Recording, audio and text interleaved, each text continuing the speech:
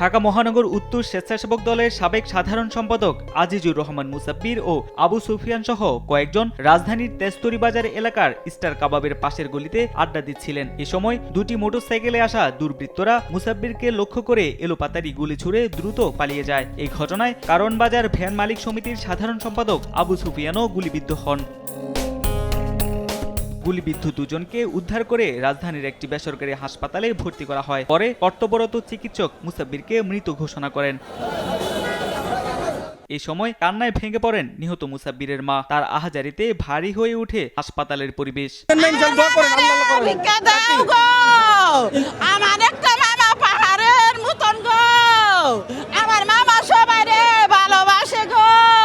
একের পর এক রাজনৈতিক দলের নেতাকর্মীদের টার্গেট করে হত্যা, আইন শৃঙ্খলা পরিস্থিতির চরম অবনতিকে দায়ী করছেন বিএনপির নেতাকর্মীরা। উনার দলের ভেতরে অন্তর্কন্দলের কোনো রেকর্ড নাই এবং উনার কোনো রাইভাল নাই দলের ভেতরে। রাজপথে আন্দোলন সংগ্রাম মানে ওনার মতো আন্দোলন সংগ্রাম খুব কম লোকেই করছে। কোনো ছিল না, উনি একা একাই ছিল সবসময়।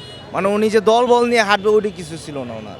এরকম একটা সময়ে আপনার গুলিবিদ্ধ হয়ে মারা যাবে এবং সন্ত্রাসীরা গুলিবিদ্ধ করবে, প্রশাসন নির্বিকার থাকবে, তারা কোনো ব্যবস্থা নিতে পারবে না, এটা আমাদের জন্য আসলে খুবই দুর্ভাগ্যজনক, খুবই হতাশার।